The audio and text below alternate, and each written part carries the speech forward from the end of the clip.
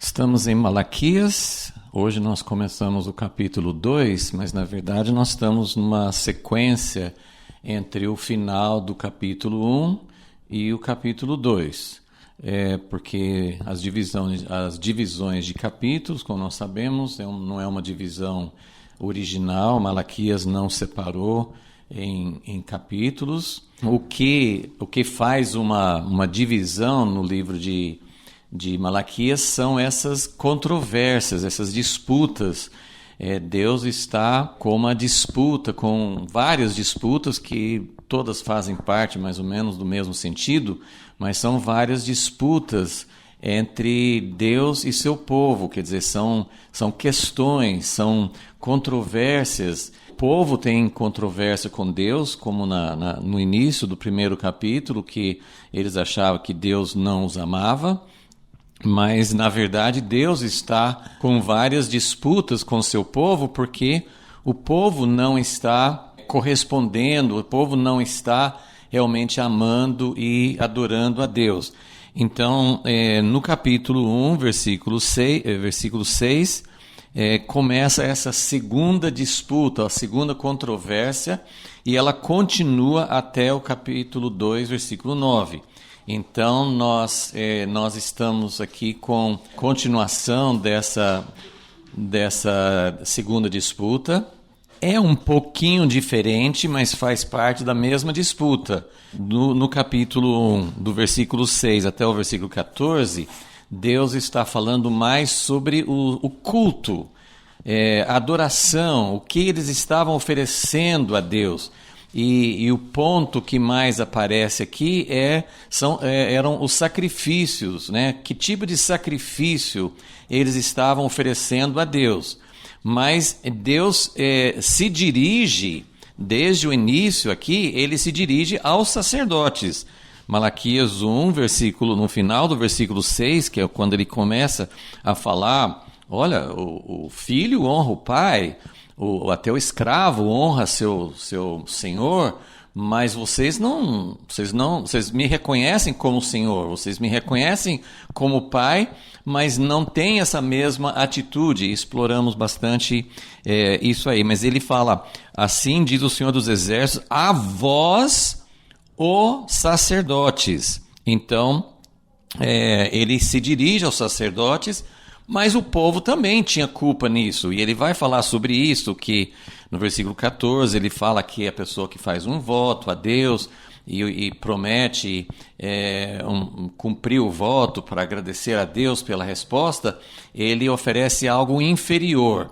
Então o povo está envolvido também nessa falta de honra, nesse culto que não agrada a Deus. Essa frase no versículo 10 que fala, eu não tenho prazer em vós, é algo muito sério, é algo muito profundo, que Deus está falando. Vocês vêm, vocês oferecem, vocês adoram, vocês trazem sacrifícios, mas eu não tenho prazer. Então, até o final do capítulo 1, ele está falando sobre esse aspecto dessa controvérsia entre Deus e seu povo. Mas no capítulo 2, ele começa a falar ainda mais direcionado, ele começa a falar com os sacerdotes, ele vai mais fundo nessa disputa, além dos sacrifícios, ele vai falar sobre a raiz do problema. E nós podemos dizer que Deus sempre se dirigia aos governantes, aos reis, aos príncipes, aos anciãos, aos que eram líderes. Claro que eles sempre tinham mais responsabilidade. Quando o rei era temente a Deus, todo o povo entrava e fazia aliança com Deus, naquela época do reino dividido. E quando o rei não temia a Deus, também a maioria, embora... por exemplo, no tempo de Acabe, lá nas 10 tribos, Deus falou com Elias que ele tinha 7.000, apesar de Acabe e Jezabel, tinha 7.000 que continuavam fiéis a ele. Mas a grande maioria do povo seguia os líderes. Então, aqui, os sacerdotes são o principal obstáculo. Eles que deviam ser os que incentivavam o povo, que levavam. Essa é a função do sacerdote. Então ele vai falar com os sacerdotes a respeito de como eles estão distantes do propósito de Deus. Vamos orar, vamos pedir que o Senhor aplique isso para nós. Quem são os sacerdotes de hoje? Nós podemos aplicar isso para todo mundo que tem um chamado para ser sacerdote, que somos todos nós. Senhor, nós pedimos nesta manhã que o Senhor leve essa palavra direto ao nosso coração, porque há tantos anos, 2.500 anos, o Senhor estava falando isso com aquele povo, o Senhor tinha uma controvérsia, e com certeza, como nas cartas às igrejas do Apocalipse, o Senhor tinha algo contra, eu tenho algo contra vocês. Então, o que o Senhor diria para nós? Talvez a lista fosse muito grande daquilo que o Senhor tem contra nós hoje. As controvérsias, aquilo que o Senhor deseja para que nós tenhamos realmente a restauração. Pedimos que o Senhor ilumine, que o Senhor traga isso para onde realmente nós estamos, para a nossa prática, para o nosso coração.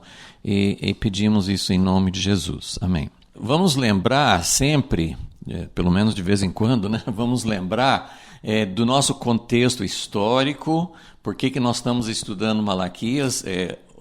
Nós estamos realmente terminando a parte histórica do Primeiro Testamento.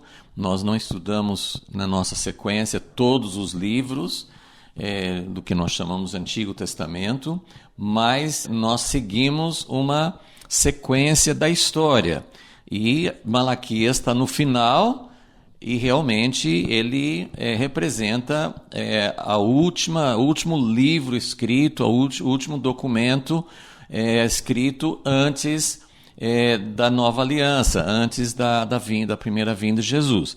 Então, mas Malaquias, ele está na mesma época de Neemias, que fica bem distante na nossa sequência de livros do Antigo Testamento, mas Malaquias, ele está no mesmo período histórico.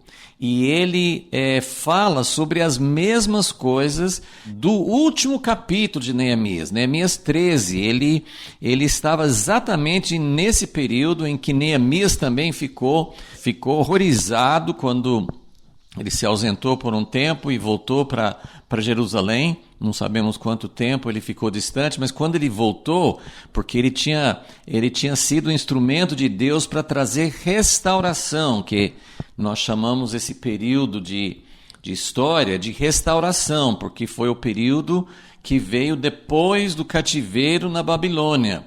Então eles voltaram do cativeiro e Deus foi restaurando. O livro de Malaquias, o final de Neemias, mais ou menos 100 anos de restauração, 100 anos depois que eles retornaram do cativeiro.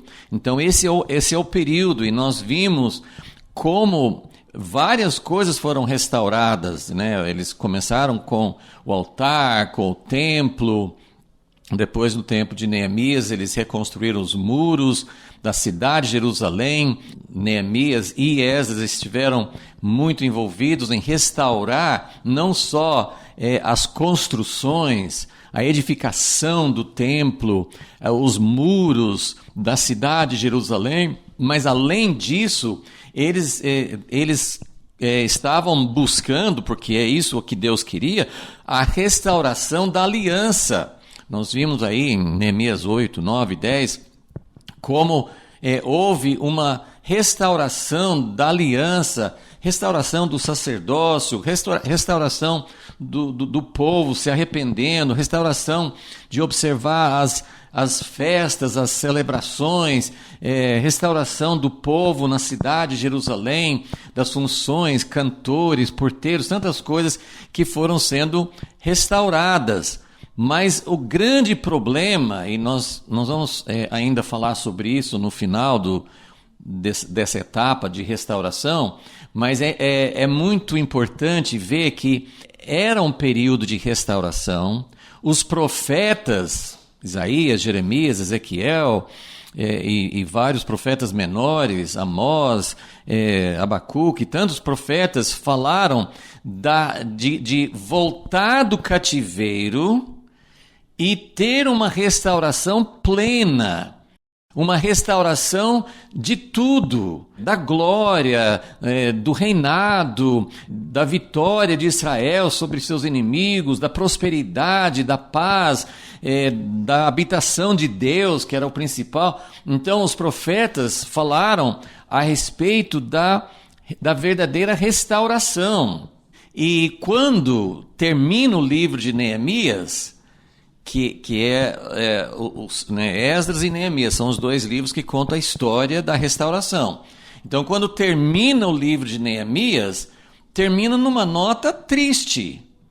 Apesar de tudo que tinha sido restaurado, apesar de tudo que tinha, Deus foi agindo, era um povo pequeno, eles enfrentaram dificuldades, inimigos, problemas, mas Deus estava com eles, Deus os conduziu, houve restauração de todos esses aspectos, e houve restauração da aliança, houve restauração do sacerdócio, houve restauração das funções dos sacerdotes e levitas e o povo servindo a Deus, e dentro de pouquíssimo tempo que Neemias se ausentou, e a gente nem sabe se Esdras estava lá ou não menciona o nome de Esdras, o sacerdote, mas em pouquíssimo tempo, praticamente tudo que tinha sido restaurado, não de construções, não de coisas exteriores, estava lá, no tempo de Malaquias, está tudo lá. Tem o templo, tem os sacerdotes,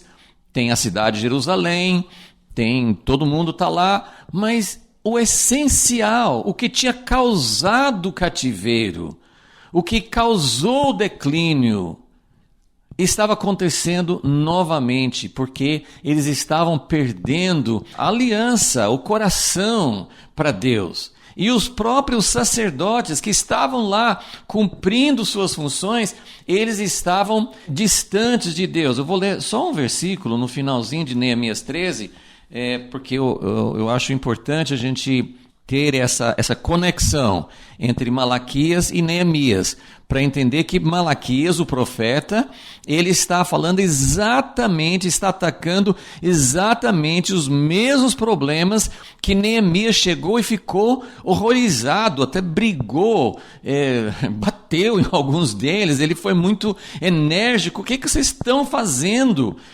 E olha o que fala em Neemias 13, versículo 28. Finalzinho, os últimos versículos de Neemias 13. Um dos filhos de Joiada, filho do sumo sacerdote Eliasibe, era genro de Sambalate o Horonita, pelo que eu o afugentei de mim. Quer dizer, ele pôs ele para correr, né? Ele mandou embora. Por quê? Porque ele estava, agora o que ele fala no versículo 29? Lembra-te deles, Deus meu, pois contaminaram o sacerdócio, como também a aliança sacerdotal e levítica. Então, várias coisas tinham acontecido, né, aqui nesse capítulo 13, que já estudamos, mas ele termina falando dos sacerdotes, eles se misturavam, se casavam com pessoas que não temiam a Deus, que não serviam a Deus, então eles estavam contaminando o sacerdócio.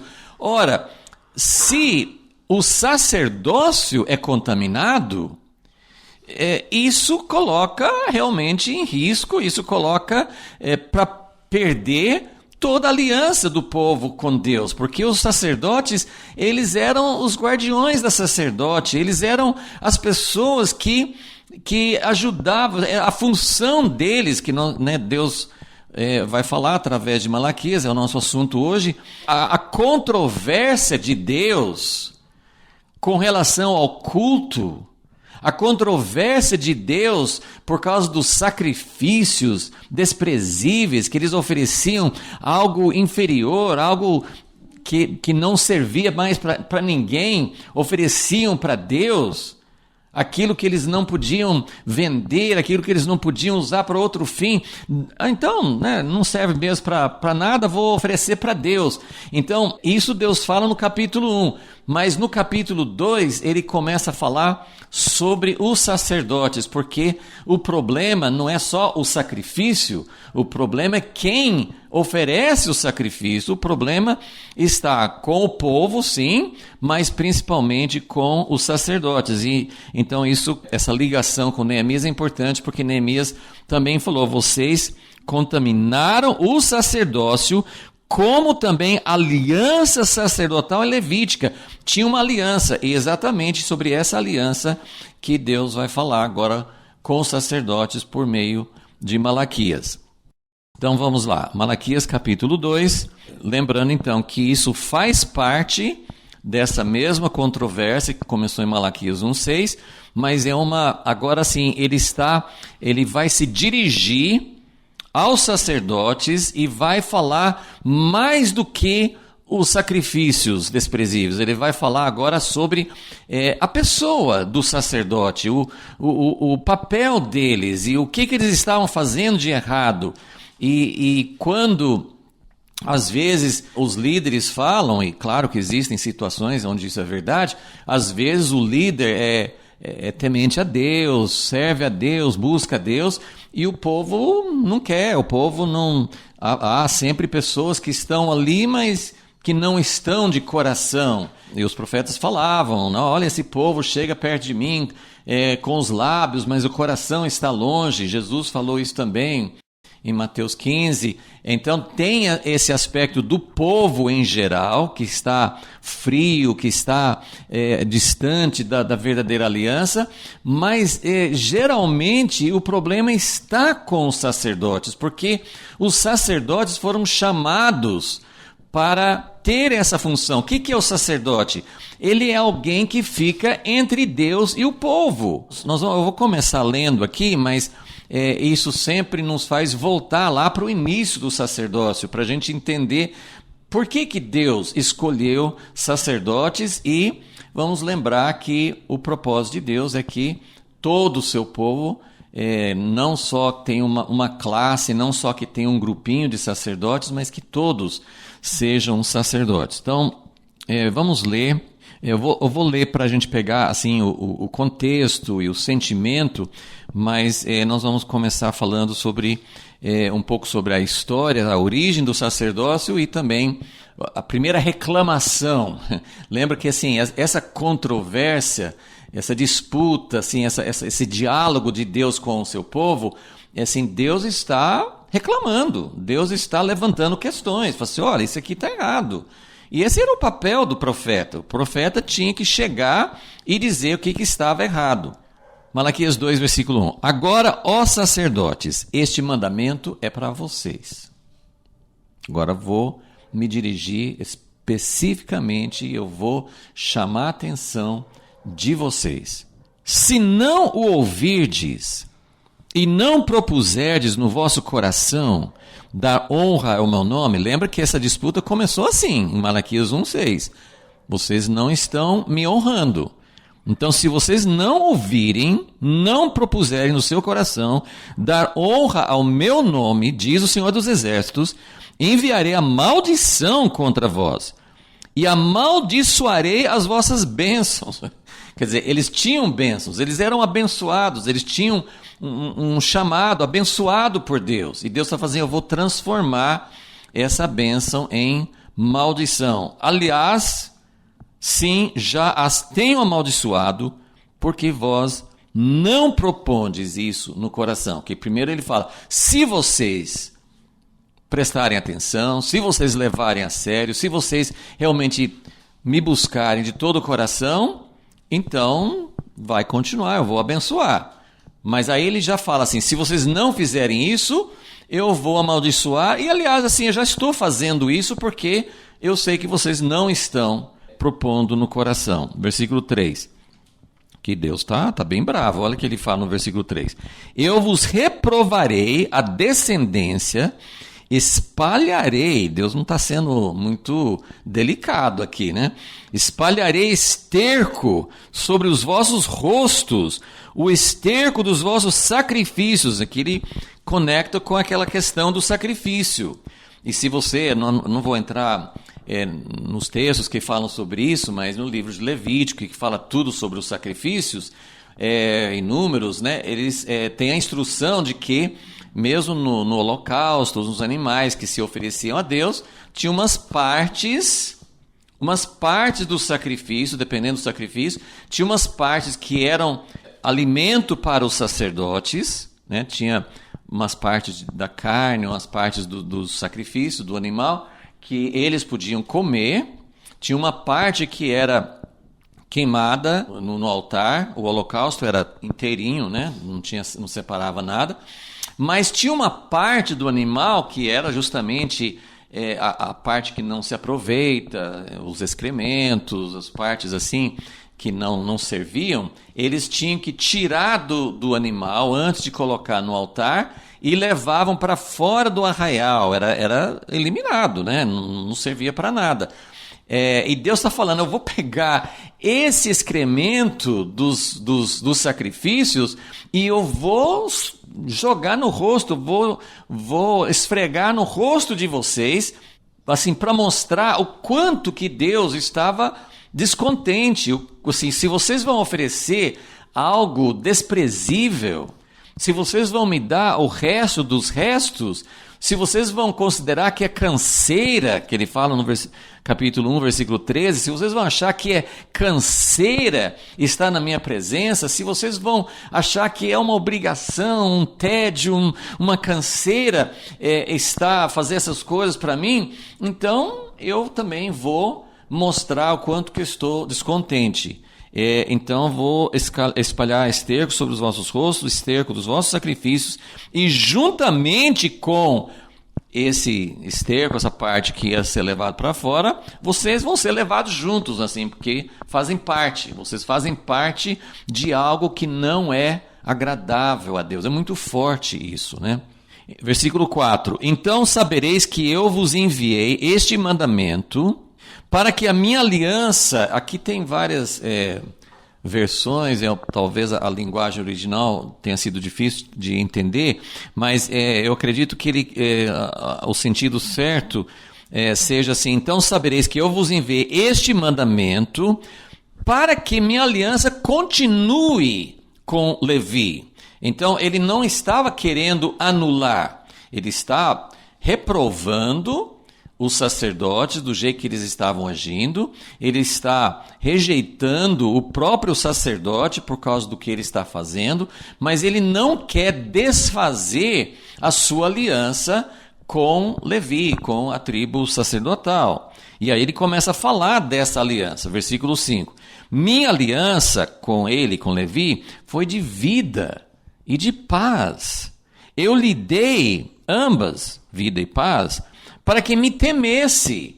E ele me temeu e assombrou-se por causa do meu nome. São essas, aqui ele usa várias palavras para temor, mas tinha esse elemento assim de quando se respeitava, quando se dava valor para Deus, era uma reverência, era um temor, né? E envolvia até o próprio medo, né? Você tem medo. Mas claro que Deus não estava interessado num relacionamento de medo, mas depois a gente volta nesse tema também. Mas a aliança de Deus com Levi, com os levitas, com os sacerdotes, era de vida e paz, e ele disse no início, eles correspondiam, eles tinham essa atitude, eles respeitavam essa honra que eles não tinham naquele momento, eles tiveram em épocas passadas, em gerações passadas. Versículo 6. A lei da verdade, que essa palavra é a lei, né? A Torá, a instrução. A instrução da verdade esteve na sua boca. A iniquidade não se achou nos seus lábios. Andou comigo em paz e em retidão, e apartou a muitos da iniquidade. Ele está lembrando e colocando qual era a função do sacerdote.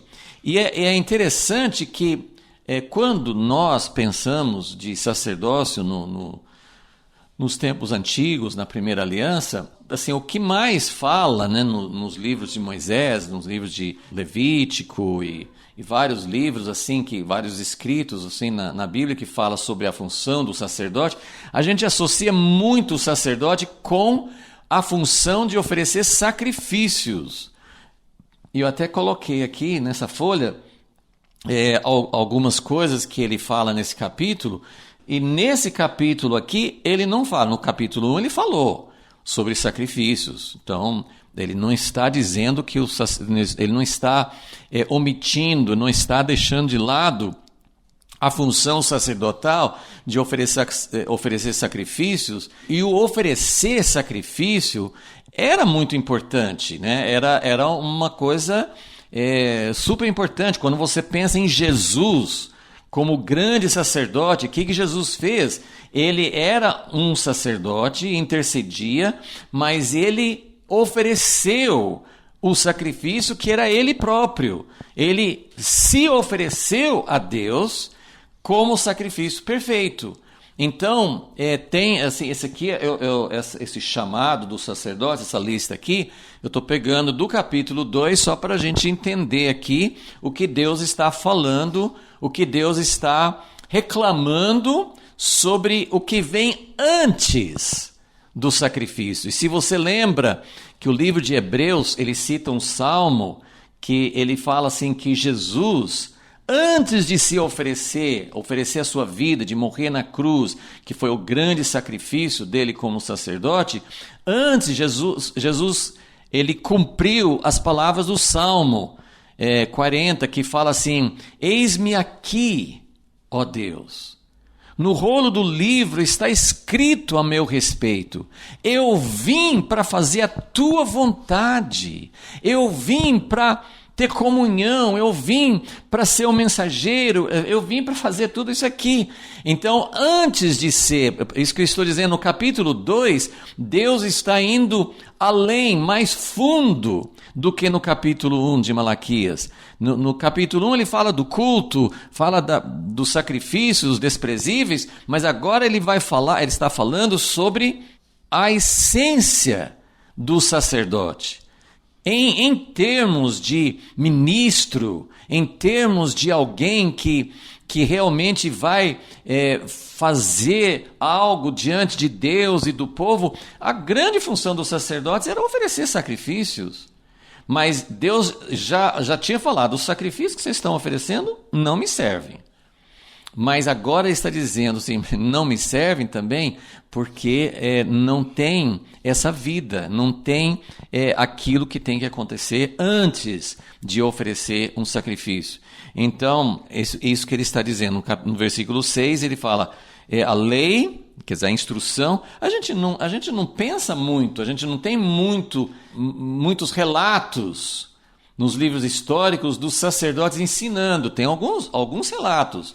No tempo do rei Josafá, por exemplo, ele colocou os levitas, sacerdotes, para ensinar. No livro de Neemias, nessa época, né, quando eles tiveram aquele grande momento de restauração da aliança, foram os levitas e os sacerdotes que explicavam, eles liam a lei de Deus e explicavam. Então eles tinham essa função de instrução, de ensino. Nós podemos continuar pensando sobre sacerdote e profeta. Normalmente a gente fala, o sacerdote é aquele que leva o povo a Deus. O sacerdote é aquele que oferece um sacrifício para que o povo seja perdoado, reconciliado. O sacerdote é aquele que traz reconciliação entre Deus e o povo. Então a gente pensa mais do sacerdote de quem está levando o povo a Deus. Ele é um intermediário entre Deus e o povo, mas a função dele é levar o povo a Deus. E a gente pensa sempre no profeta como aquele que traz algo de Deus para o povo, né? No sentido inverso, né? O sacerdote do povo para Deus. Mas o profeta seria aquele que traz uma palavra de Deus para o povo. Mas, na verdade, e a gente já teve a oportunidade de comentar sobre isso, quando Deus instituiu sua ordem, seu governo, seu sistema, seu reino com Moisés, ele não instituiu a função de profeta. No início, né, Moisés foi chamado de profeta, Abraão foi chamado de profeta, porque ele tinha uma relação próxima com Deus. Mas não tinha esse cargo, não tinha um ofício dentro daquilo que Deus instituiu. Não tinha rei também no início. Tinha sacerdotes e tinha juízes, né? Essa era a ordem inicial de Deus que nós lemos no livro de Deuteronômio. Então, a gente tem que lembrar que o profeta surgiu por causa da falha dos sacerdotes. O sacerdote, ele deveria cumprir essa função, e ele vai falar isso aqui nesses versículos. O sacerdote, ele deveria ensinar, ele deveria ter nos seus lábios a instrução da verdade. O profeta, ele não vinha para ensinar. Você não pensa do profeta como alguém que ensina. O profeta é alguém que chega, ele fala duro, ele fala o que Deus está dizendo, o recado de Deus, por causa da apostasia, por causa das falhas, por causa das coisas que estão fora de ordem. Mas se o sacerdote funcionasse, se ele estivesse cumprindo a sua função, seu papel, não precisaria do profeta. Então, o sacerdote, a função dele era, versículo 6, a lei da verdade esteve na sua boca, a iniquidade não se achou nos seus lábios, ele não falava coisas erradas, a iniquidade seria coisas em desacordo.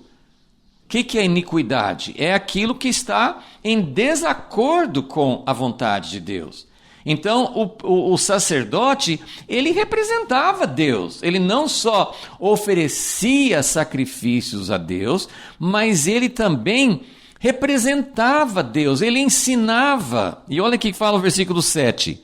Né? Versículo 6 já fala, ele andou comigo em paz e retidão e apartou a muitos da iniquidade. Então, ele não fica só oferecendo sacrifícios para que Deus perdoe. Ele aparta, ele desvia as pessoas do mal. Ele mostra assim, isso aqui está errado. Então, ele ajuda as pessoas a permanecerem dentro da aliança. Versículo 7. Pois os lábios do sacerdote devem guardar o conhecimento, o verdadeiro conhecimento. Para nós, conhecimento é muita coisa, às vezes, intelectual, teologia, fatos, história, mas assim, tudo isso faz parte. Mas o conhecimento que ele está se referindo aqui é conhecer a Deus, é saber como Deus é.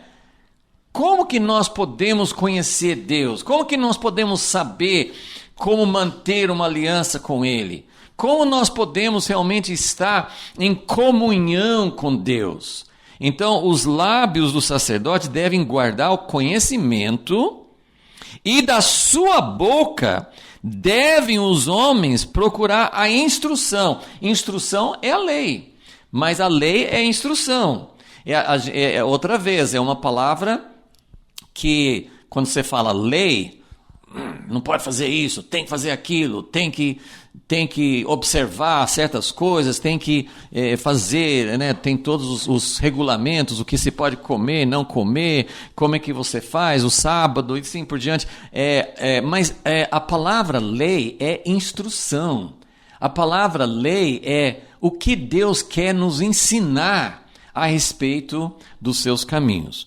Então, da sua boca devem os homens procurar a instrução, porque ele, o sacerdote, é o mensageiro. Lembra que Malaquias, o nome Malaquias significa mensageiro.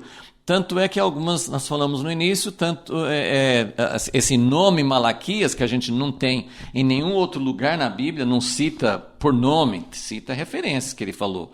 Mas em nenhum outro lugar na Bíblia fala, então o profeta Malaquias, ele não é, nós não temos algum fato sobre ele, não sabemos pai e mãe, então algumas pessoas até acham que era um pseudônimo, é um mensageiro. Alguns até especulam que podia ser Esdras, mas eu creio que não sei, a gente não tem como saber. Mas ele é o Malaquias do Senhor, essa é a palavra aqui, né? Mensageiro, ele é o mensageiro. Mais uma vez, a gente não associa geralmente o sacerdote com o profeta, mas tinha, né? O profeta Ezequiel, por exemplo, ele era da família sacerdotal. Mas, em geral, a gente não tem essa ligação entre sacerdócio e o papel profético. Mas aqui está dizendo, ele é quem devia sempre falar quais são, o que Deus quer que seja falado. Porque, afinal de contas, lembra como era o tabernáculo, o templo? Tinha o lugar de sacrifício, o átrio exterior, tinha o lugar santo, onde se oferecia incenso, tinha o candelabro, tinha a mesa dos pães, mas aí tinha o santo dos santos. Quem entrava no santo dos santos? O sumo sacerdote, era um lugar muito sagrado. Por que era tão sagrado? Porque, de acordo com o que Deus, a instrução original no livro de Êxodo, ali falarei contigo. É ali que eu vou falar. Então, se você pensa assim que átrio, lugar santo e santo dos santos é um caminho que vai chegando mais, né? O santo dos santos é onde Deus está e seria o ápice da função sacerdotal. Só o sumo sacerdote era o sacerdote mais preparado, o sacerdote ungido, era o ponto máximo da função sacerdotal, era entrar no Santo dos Santos. Por quê?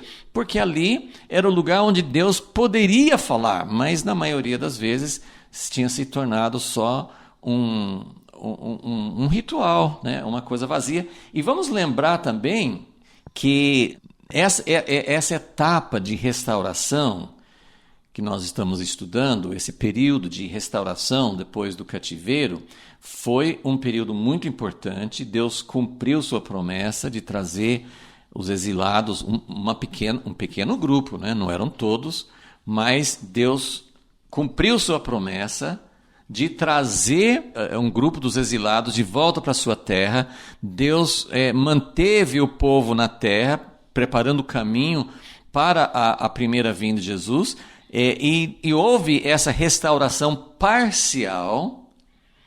Mas uma das coisas que Deus está mostrando aqui, por isso que o livro de Neemias termina nessa nota melancólica, negativa, de que depois de tudo que fizeram, depois de todas essas etapas maravilhosas de restauração, e do capítulo 9, 10 de Neemias, que fala da oração, coisas tremendas de reconciliar, de renovar a aliança com Deus, no fim do livro, no fim desse período, eles tinham abandonado, não estavam sendo fiéis. Eles prometeram: Deus, nós vamos ser fiéis, nós vamos renovar, nós vamos guardar, nós vamos nos arrepender de tudo que nossos pais fizeram no passado. E aí eles foram fazer tudo de novo. Por quê?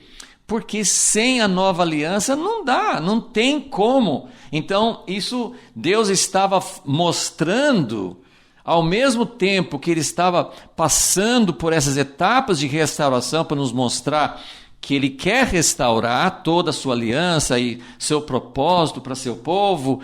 Ele não se afastou da sua aliança, mas ele estava mostrando: vocês têm que esperar o Messias. Sem o Messias não vai acontecer isso. Então, esse sacerdócio, esses sacrifícios, como o livro de Hebreus mostra, eles não conduzem à perfeição. Então, Ele é o mensageiro. Versículo 8.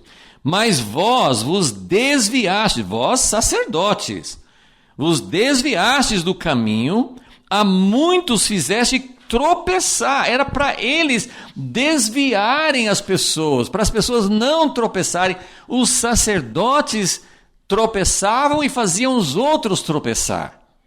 Eles tinham uma atitude de desprezo para os sacrifícios, para a mesa, para o culto a Deus. Eles induziam o povo também a ter essa mesma atitude. Então, vós vos desviastes e a muitos fizestes tropeçar na lei, corrompestes, a mesma palavra que Neemias, por isso que eu li em Neemias 13, porque é exatamente como Neemias falou, vocês estão corrompendo, profanando o sacerdócio.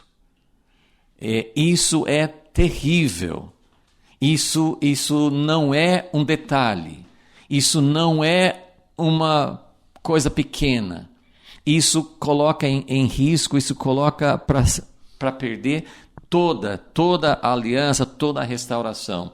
E é isso que Malaquias está dizendo. Vocês corromperam a aliança de Levi, diz o Senhor dos Exércitos. Por isso também eu vos fiz desprezíveis e indignos diante de todo o povo, visto que não guardastes os meus caminhos, mas fizestes acepção de pessoas na lei, que era algo também totalmente proibido. Sim, tinha que ser totalmente justo, não com alguma acepção, não com alguma preferência, não torcendo a instrução para favorecer alguns.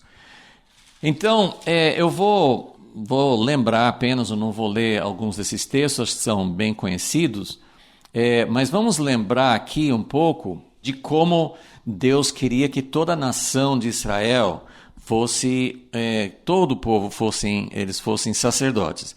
O grande texto é aquele lá de Êxodo 19, antes de Deus estava ali, o povo estava no Monte Sinai, Deus iria dar a aliança dos 10 mandamentos, ia falar em voz audível do Monte Sinai, uma coisa inédita, uma coisa muito especial. Assim, que povo, Moisés falou depois, que povo já ouviu a voz de Deus? Não só uma pessoa com uma visão, ou um cochicho, uma palavra baixinha, mas Deus bradando, Deus falando, no meio de sinais, o monte fumegando e com terremotos e tal, Deus falando.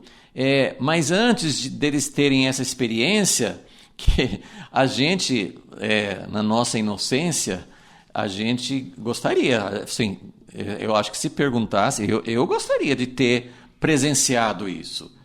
Imagina assim, o privilégio, imagine assim, você ouvir Deus falando, é uma coisa fantástica, mas o próprio Moisés ficou aterrorizado, ele ficou assim, tremendo nas bases, ele que tinha ouvido Deus falar várias vezes, aquela experiência foi difícil e o povo não quis repetir, mas Deus tinha falado em Êxodo 19, eu libertei vocês do Egito, eu trouxe vocês em asas de águia para chegar aqui, na verdade, mais importante do que vocês irem para uma terra bela, frutífera, maravilhosa, que mana leite e mel, mais importante era eles saírem do Egito e conhecerem a Deus. E Deus fala ali, vocês são minha propriedade peculiar, vocês são diferentes de todos os povos da terra. E isso não é porque eles eram melhores, e isso não era porque ele queria só o povo de Israel e o resto que pudesse ser destruído, ser condenado. Ele estava dizendo, vocês são meu tesouro especial, vocês são minha propriedade, vocês são uma nação santa, vocês são um reino de sacerdotes. Sacerdote é aquele que ajuda, que coopera com Deus no seu grande plano de conquistar toda a humanidade para Ele, de reconciliar, de unir, de trazer Deus de volta para a terra, de estabelecer o reino de Deus na terra. Ser sacerdote é um privilégio muito grande, é um chamado. E só o fato, essa promessa, esse chamado é repetido no Novo Testamento, principalmente em 1 Pedro 2, mas aparece também no livro de Apocalipse. Nós somos chamados para ser um reino sacerdotal. É um reino que busca a Deus em favor dos outros povos. É um reino que conecta Deus com os outros povos. É um reino que tem essas funções que nós estamos vendo aqui, de ter a instrução, de conhecer a Deus, de ser um povo que vai mostrar para os outros povos quem é Deus. Isso é muito maravilhoso, isso é um privilégio, isso é uma honra. Mas nós temos desprezado isso, Deus está falando. Vocês não estão dando importância. Então, o que aconteceu lá com Israel? Bom, Êxodo 19, eles estavam lá no Monte Sinai, ouviram Deus falar, não quiseram ouvir mais, falaram com Moisés depois, isso aqui é muito assustador, nós não queremos mais. Vá você, escute Deus e transmita para nós. Ou seja, nós estamos renunciando à nossa função sacerdotal. Nós não queremos ser sacerdotes. Nós não queremos chegar perto do Senhor. É muito assustador. Nós não queremos chegar perto. E, mais uma vez, é claro que Deus entendia que sem a nova aliança isso não seria possível. Mas Deus estava já desenvolvendo e mostrando para que nós, agora, do outro lado da vinda de Jesus, já introduzidos na nova aliança, para que nós pudéssemos mais uma vez voltar àquele chamado, voltar a esse desejo de Deus, de que nós pudéssemos ser, o que fala em 1 Pedro 2? Vocês foram chamados como nação santa, como povo de propriedade peculiar, para proclamar as virtudes de Deus para todos os povos. Então, nós temos que mostrar quem Deus é. E isso é uma coisa que me entristece muito comigo mesmo e com a igreja em geral. Eu não estou criticando algumas igrejas. Nós, como igreja, coletivamente, como Daniel orou, como Esdras orou, como Neemias orou, nós temos que dizer assim, nós não temos dado valor. Nós não temos entendido o teu chamado. Nós temos desprezado. Isso é um desprezo. Se Deus está me chamando para ser um filho do rei, para ser abençoado por Ele, para ter a minha vida feliz, para ter a minha vida em ordem, para ter as bênçãos de Deus, isso eu quero. Eu aceito ter meus pecados perdoados. A igreja, nós estamos dizendo isso em grande parte.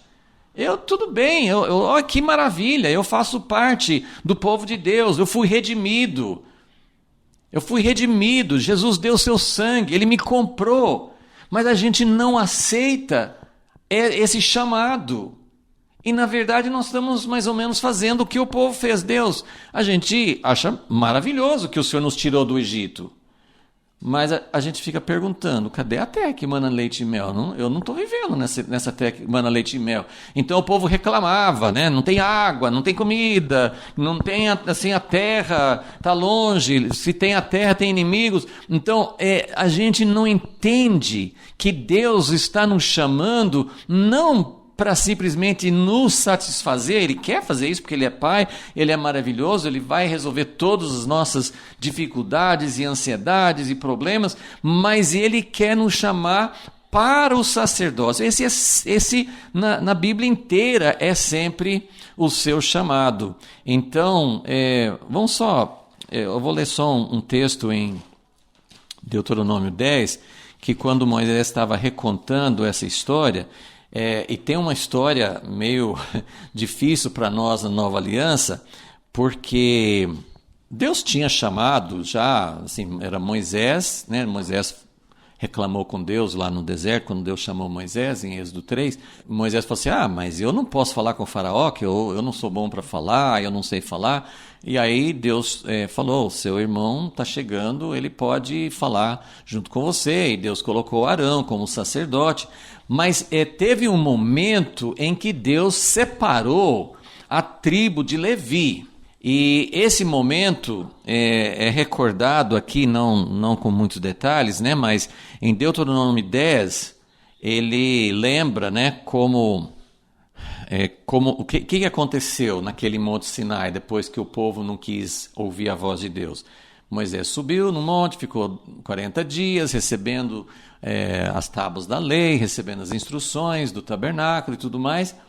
Só que enquanto Moisés estava lá, o sacerdote Arão estava ajudando o povo a fazer um bezerro de ouro, porque o povo já achava que Moisés tinha sumido e Deus tinha sumido e que eles precisavam arrumar um outro Deus para ir à frente deles. Então, como nós sabemos, Deus ficou muito bravo e teve um momento... como eu disse, é muito difícil para a gente olhar para isso, porque Moisés falou assim, quem está do lado do Senhor? E aí a tribo de Levi se colocou, falou assim, nós estamos aqui. Aí Moisés falou assim, então pega a espada e começa a matar esse povo que está fazendo, que está adorando esse bezerro de ouro. E eles mataram 3.000 pessoas, que é um paralelo interessante, porque o dia de Pentecoste, em Atos 2...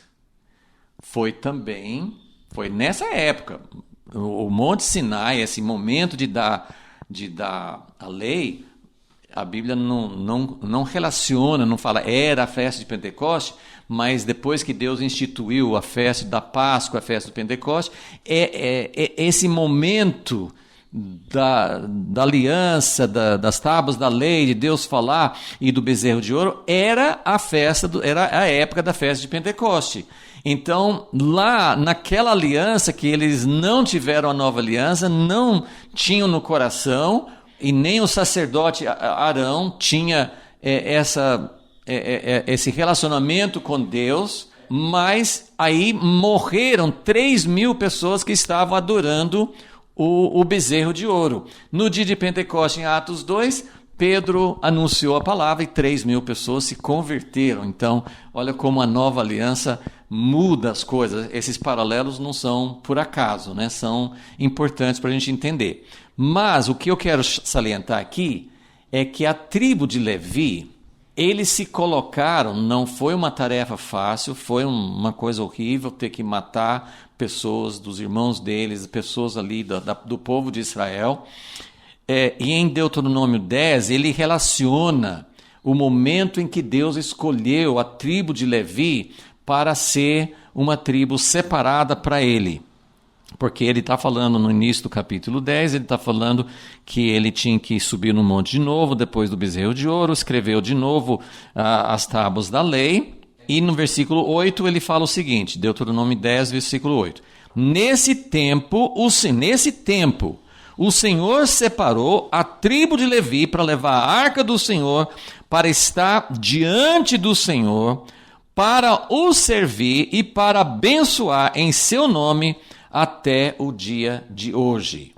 Então, isso foi assim, foi uma correspondência de Deus à tribo de Levi. E vou ler agora em Deuteronômio 33, em que ele fala sobre o chamado de Deus para a tribo de Levi. Isso só para a gente entender, e lembrando assim que na nova aliança, ele quer isso para todos. Na primeira aliança, no tempo antigo, Deus aceitou, porque não era o tempo da nova aliança, ele não podia, ele sabia que o povo como todo não ia entrar, e nem a tribo de Levi foi sempre fiel, como nós estamos vendo aqui em Malaquias, mas ele estava mostrando o seu propósito em separar um povo separar uma tribo, separar um grupo para servir a ele. E olha aqui que quando Moisés vai abençoar todas as tribos, Deuteronômio 33, versículo 8, ele fala: de Levi disse: dá, ó Deus, o teu tumim e o teu urim ao homem que te é fiel. Tumim e urim eram aquelas luzes que acendiam. Uma luz significava sim, outra luz significava não. Então, às vezes, eles faziam uma pergunta. Davi fez isso várias vezes. Só Deus, eu vou lutar contra os filisteus ou não? Então, o sacerdote tinha o peitoral, tinha urim e tumim. Então, se acendia uma luz, era sim. Se acendia outra luz, era não. Acho que seria uma boa coisa se a gente tivesse uma coisa assim hoje, né? Seria bem legal. Tem que saber como fazer a pergunta. Você não pode fazer uma pergunta geral. Assim, Deus, qual que é o teu propósito para mim? Não sei, né? Isso aí não tem sim nem não, né? Mas se você souber fazer a pergunta, aí assim, Deus, o senhor quer que eu aceite esse emprego? O senhor quer que eu faça isso? E Deus tem esse urim e tumim. Só que não é uma luz visível, é a paz de Deus, é confirmação. Deus tem maneiras de fazer essas luzes acenderem, mas enfim. Dá, ó Deus, o teu tumim e teu urim ao homem que te é fiel, que te provaste em Massá, etc. Versículo 9. Ele, Levi, disse a seu pai e a sua mãe: nunca os vi. Olha, isso aqui é difícil, você pode entender isso de uma forma errada. Isso não é desonrar pai e mãe. A que Moisés está se referindo aqui? Ele disse a seu pai e a sua mãe: nunca os vi. Não conheceu a seus irmãos. Não estimou seus filhos, mas guardou a tua palavra e observou a tua aliança. Isso é o que Jesus falou. Quem não me amar mais do que pai, mãe, esposa, marido, filhos, irmãos, pessoas queridas, o reino de Deus, isso não significa desprezar. Algumas pessoas abandonam, não cuidam de família. Tem pessoas que entram no ministério e não cuidam da própria família. Não é nada disso, isso aí está tudo errado.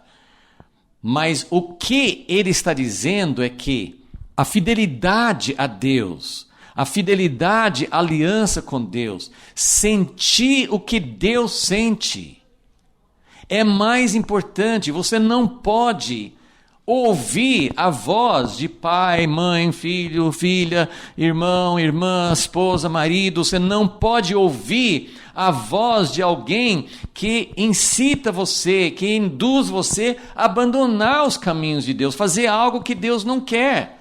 Então Deus escolheu Levi porque naquele momento difícil eles se colocaram ao lado de Deus e não ao lado das pessoas que estavam sendo infiéis a Deus. Então, esse é um dos princípios que tinha desde o início, e aí tem vários outros textos que falam a respeito disso. Mas eu quero voltar para Malaquias 2, que não vamos poder falar sobre todos esses itens, mas na verdade eu queria falar sobre esses primeiros 2 itens que eu coloquei aqui na folha.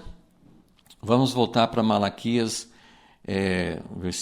capítulo 2, né, sacerdotes, esse mandamento é para vocês, e vamos ver o que ele fala no primeiro versículo, né, que ele fala assim, sacerdote, eu vou dar um recado para vocês, eu vou falar com vocês. Então, falamos já várias coisas sobre o sacerdócio, como que Deus queria inicialmente que todos fossem sacerdotes, mas depois ele escolheu uma tribo, e tem muitas coisas sobre a tribo de Levi, que eles não tinham herança, eles não poderiam ter o mesmo apego a heranças naturais, a vida natural que o resto do povo tinha. E Deus, nós estamos na nova aliança, é para todo mundo ser sacerdote, mas nós vivemos uma situação muito semelhante, porque nem todos são sacerdotes, e muitos que são sacerdotes não estão sendo fiéis ao sacerdócio. Se eu não estou falando, sacerdote na nova aliança não é pastor. O pastor deveria ser um sacerdote, mas o sacerdócio não é um cargo. O sacerdócio não é algo específico. Nós podemos ter uma pessoa que não tem nenhum cargo, não é líder de grupo, não é líder de igreja, não é líder de... É alguém que realmente ministra ao Senhor. É alguém que realmente correspondeu ao seu chamado. E eu quero mostrar aqui, em Malaquias 2:2, esse primeiro versículo do recado dele, o quanto que isso é importante, que isso aqui é a essência do que é sacerdócio.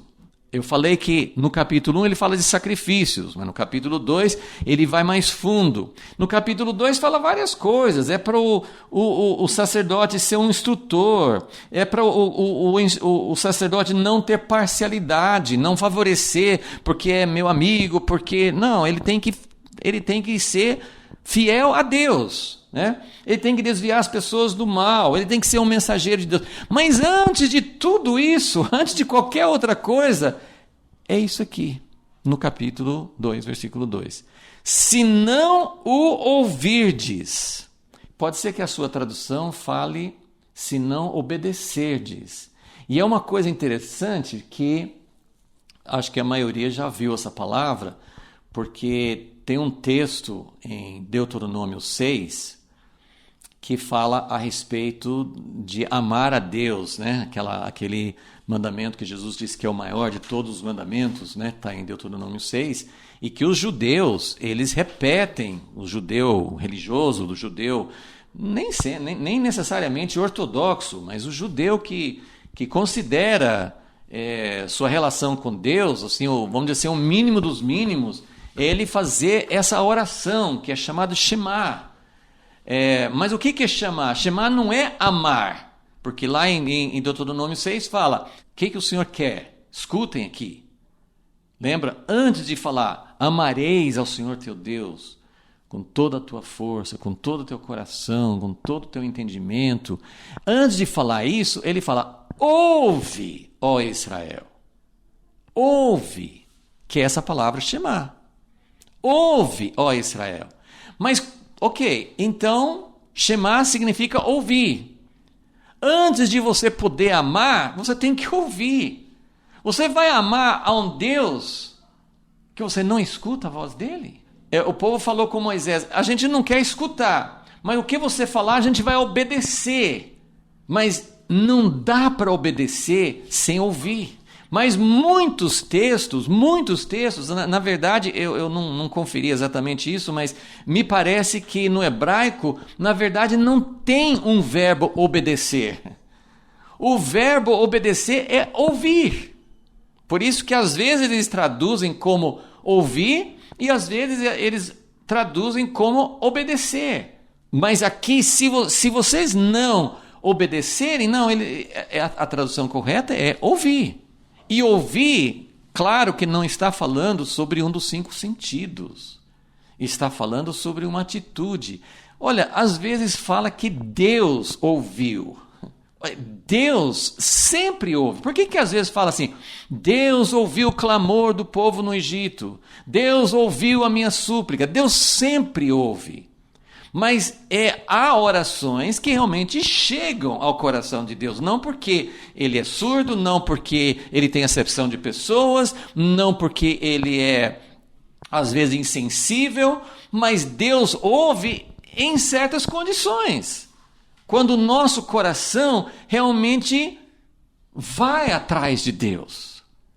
Então, é a mesma coisa, Deus ouve, porque há momentos em que essa oração toca, em que a nossa voz não é uma voz... Quando nos profetas eles falavam, dependendo da situação, vocês vão clamar e eu não vou ouvir.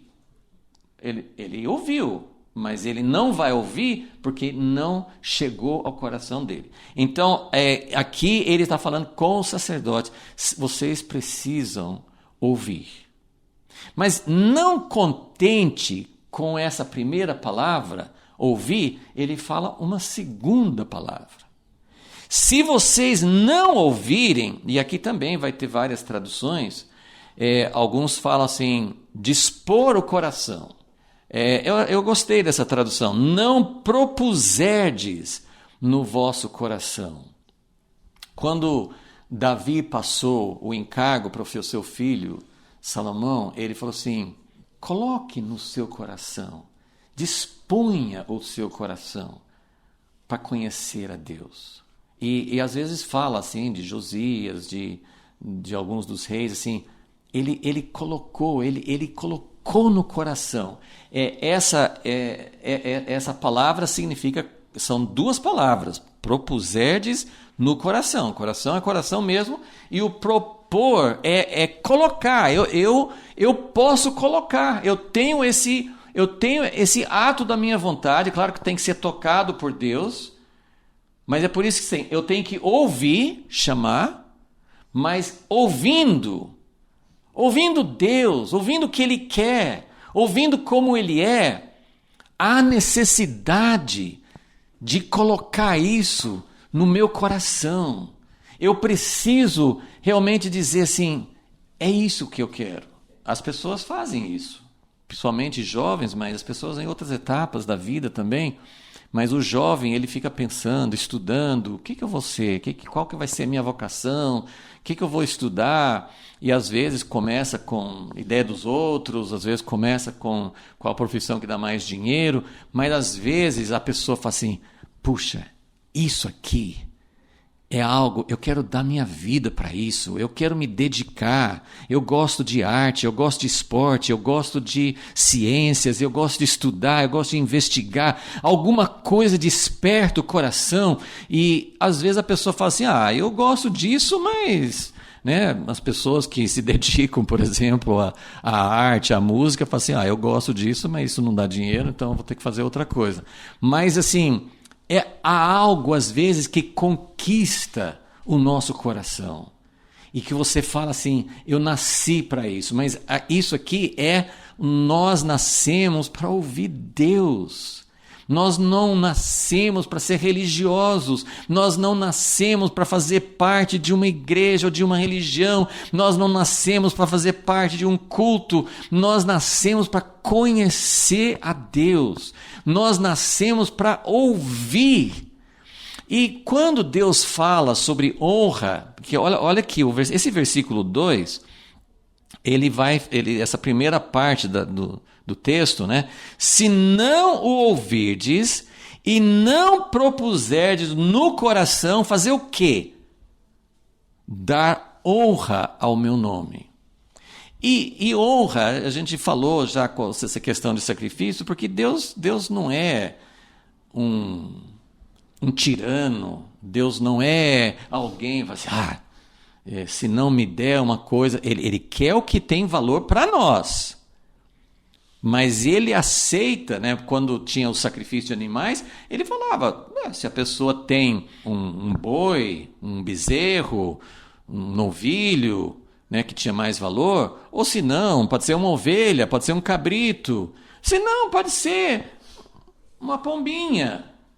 Uma coisa que você... Assim, Deus não se importa com o tamanho do sacrifício. Deus não se importa. Ele quer algo que nós estejamos oferecendo a Ele, que representa o valor que eu tenho. Assim, o que é honra? Honra é que tem que ficar falando sem cessar. Às vezes até aquela cena de Isaías 6, santo, santo, santo. Às vezes as pessoas imaginam o céu assim, um lugar muito sem graça, porque a gente vai ter que ficar falando santo, santo, santo, santo toda a eternidade. Será que não cansa nunca? Porque lá fala que os querubins não se cansavam, mas eles não se cansavam porque era uma coisa maravilhosa, estavam vivendo algo tremendo, falavam de coração. Mas eu tenho certeza que a vida com Deus é uma aventura, é uma parceria. Eu fico, na minha pequenez, imaginando esse universo com um monte de estrelas e galáxias, e o que Deus vai fazer com o seu povo durante a eternidade. E sim, eu acho que tem muitos projetos. Deus ama fazer coisas assim, criar, Ele ama apreciar a beleza.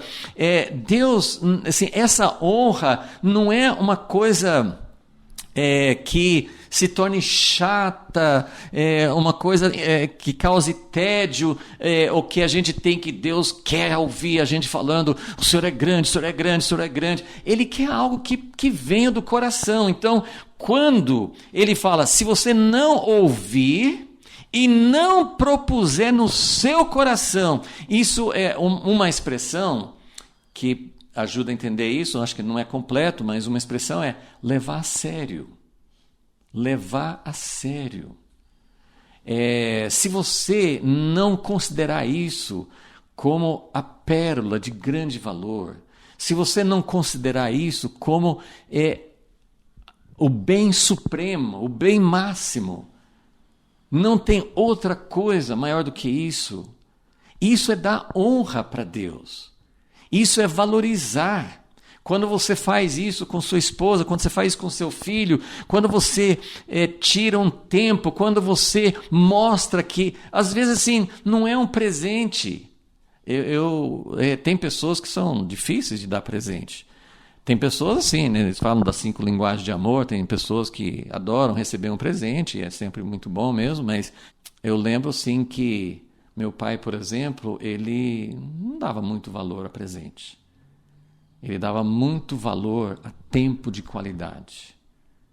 Ele dava muito valor àquilo que ia fazer uma conexão entre ele e a outra pessoa. Porque essa conexão, quando é verdadeira, quando isso com outras pessoas é maravilhoso, quando você consegue falar uma palavra. Você pode falar uma palavra de elogio, você pode dar aquelas coisas que fazem em cerimônias, né? Um monte de gente vai falar do prefeito, do governador, do diretor da escola, seja onde for. Você pode falar umas coisas que você está falando porque tem que falar ali. Não tem valor nenhum. Mas quando a palavra tem valor, quando o tempo tem valor, isso é honrar. Honrar significa você valoriza a pessoa. Você acha que Deus não é uma máquina de dar bênção. Quando você entende que Deus não é um tirano que, se não fizer tudo certinho, vai exterminar você, isso não honra Deus. Ele falou de reverenciar, mas ele quer alguém que admira, alguém que realmente vai entrar numa verdadeira conexão. Então, é isso que ele fala. E ele repete isso no final do versículo 2. Sim, já as tenho amaldiçoado, porque vós não propondes isso no coração. Então, vocês não estão levando a sério. Eu vou ler um texto em Amós, capítulo 6, que talvez ajude, mas tem vários textos que mostram assim como Deus estava procurando. Eu vou só citar em Ezequiel 9, quando Ezequiel teve uma visão, que ele viu Deus falando que ia destruir Jerusalém por causa das abominações, e ele falou assim, é para vocês começarem a julgar as pessoas no meu santuário. E em Ezequiel 9, ele instrui o anjo, né, a pessoa que vai começar a marcar, né, vai começar assim a trazer o juízo de Deus, e fala assim, antes de julgar, vocês têm que marcar algumas pessoas que eu não quero julgar. E quem eram essas pessoas? As pessoas que gemiam e suspiravam por causa das maldades. Então, eram pessoas que tinham proposto no coração, que tinham levado a sério, que estavam sensíveis. Você tem que ouvir Deus, você tem que ouvir quem que Deus é, o que Deus quer. Deus é um Deus assim. Eu não quero falar algo que possa ser interpretado, tudo pode ser interpretado mal, mas nós temos hoje, né, no meio dos cristãos em geral, nós temos assim algumas bandeiras, algumas coisas que Deus realmente não gosta. Deus não gosta de aborto, Deus não gosta, Deus prioriza a família. Mas se você faz algumas coisas, se algumas coisas se tornam bandeiras, e a gente pode colocar isso não só na política, né? Assim, os evangélicos por muito tempo assim, era quem é idólatra. Então colocava assim algumas coisas. Eu lembro quando eu era criança, assim, eu não sei de que, porque meu pai nunca era assim muito de colocar esses rótulos, mas eu lembro assim, de alguma maneira eu entendia que todo mundo que eu era garoto, bem menino mesmo. E eu lembro assim, eu tinha a ideia que todo mundo que fumava ia para o inferno. E eu lembro assim que eu estava andando numa rua, né, de carro e olhando para as pessoas. E esse vai para o inferno, esse vai para o inferno. Assim, Deus não é assim. Deus não gosta de vício, Deus não gosta de aborto, Deus não gosta de certas coisas, mas você tem que ouvir. É ouvir, é ser sensível, entender o que Deus quer, o que Deus não quer. Não é uma coisa assim, uma bandeira, um rótulo. Quem não está na igreja, quem não fez a fórmula, está fora da igreja. Como a igreja católica antes falava, que todo mundo que não era da igreja católica também não fazia da igreja verdadeira. E tem seitas hoje que falam isso. Então, nós temos que ouvir Deus. O Shema ouve, ó Israel. Aprenda a ser sensível à voz de Deus. Então, e depois você coloca no coração aquilo que Deus gosta, aquilo que Deus quer, e você quer ser um mensageiro de Deus. Então, em Amós 6, ele fala assim: ai dos que repousam em Sião, dos que estão seguros. Então, essa segurança falsa, não porque ouviu Deus, não porque conhece, não porque tem sacerdócio, mas são pessoas, essa segurança. Eu faço parte da igreja, eu aceitei Jesus, eu fiz isso, eu fiz aquilo, eu não sigo aqueles que defendem isso, aquilo, então eu estou salvo. Não é isso, gente, é algo muito mais profundo. Então lá no fim ele fala assim: vocês que adiam o dia mau, ele continua falando que cantais, versículo 5, ao som da lira, inventais para vós instrumentos músicos, como Davi, que bebeis vinho em taças, vos ungis com o mais excelente óleo, mas, final do versículo 6, Amós 6,6, mas não vos afligis por causa da ruína de José. Porque o sacerdote, voltando àquele princípio do sacerdócio, o princípio do sacerdócio eu quero conhecer a Deus de verdade, eu quero ouvir, eu quero ser sensível a Ele. A voz dEle, o ouvir dEle, o conhecer o coração dEle, vai despertar em mim um amor por Ele. Por isso que em Deuteronômio 6 fala assim: ouvi Israel. Depois ele fala: amareis o Senhor vosso Deus de todo o vosso coração. Então, é ouvir que possibilita o amar. Se um homem e uma mulher, um rapaz e uma moça, se eles só se conhecem, hoje na internet você tem possibilidade de ver, de ouvir, tantas coisas, mas antigamente sim, era tipo por carta. Você pode imaginar um monte de coisas maravilhosas assim, mas se você não ouve, se você não tem contato pessoal, não tem como ter o verdadeiro amor. Se a gente lê a Bíblia, que é maravilhosa, que é a carta de Deus, mas se você não conhece a Deus, você não sente o que Ele sente. E esse gemer e suspirar é porque você sente o que Deus sente. E o que Deus sente, por mais que tenha assim, textos que falam assim: porque vocês foram infiéis, eu vou julgar, eu vou castigar, eu vou chegar com fogo, eu vou eliminar. Mas a Bíblia fala que Deus não tem prazer nisso. Então, se você ouve Deus, você sabe o que Ele sente pela igreja que está afastada, pelos líderes que estão afastados. E quanta coisa que nós estamos presenciando hoje, que em Malaquias fala assim: então, se vocês agem assim, eu vou envergonhar vocês diante do povo. Isso está acontecendo em muitos lugares. Nem sempre acontece, mas em muitas situações, assim, eu pelo menos já passei por situações em que pessoas famosas eram envergonhadas por causa de não serem fiéis a Deus, mas hoje está numa proporção inigualável. Muitas pessoas na igreja, fora da igreja, muitas pessoas sendo expostas por causa daquilo que eles fizeram contrário a Deus. Mas o nosso coração tem que ser um coração que sente. Então, que nós possamos ser aqueles que se afligem, aqueles que não sentem uma segurança exterior, aqueles que não seguem apenas uma bandeira de ortodoxia, de conservadorismo, de família, de valores, tudo. Tem muita coisa importante, mas Deus quer, acima de tudo, que a gente sinta o que Ele sente, que ouça, que conheça o coração dele.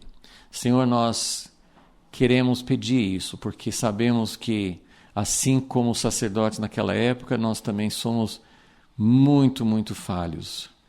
Mas nós queremos, ó Deus, queremos que o Senhor encontre em nós e em muitos outros, que o Senhor encontre sacerdotes que ouvem, que coloquem no coração e que sejam sensíveis ao teu coração, à tua voz, que o Senhor possa ter sacerdotes em favor de nós mesmos.